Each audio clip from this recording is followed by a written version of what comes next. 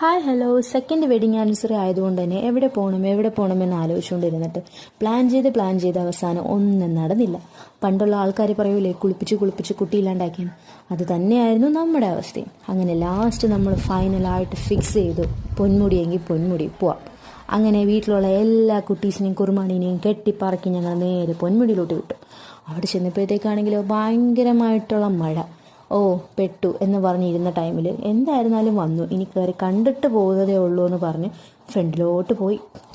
ചെന്നപ്പോഴത്തേക്കും ഭയങ്കര ബ്യൂട്ടിഫുൾ ആയിട്ടുള്ള ക്ലൈമറ്റ്. പക്ഷെ പോയില്ലായിരുന്നെങ്കിൽ അത് ഞാൻ മിസ് ചെയ്തനായിരുന്നു. കാര്യം അത്രയ്ക്കും ബ്യൂട്ടിഫുൾ ആയിട്ടുണ്ടായിരുന്നു.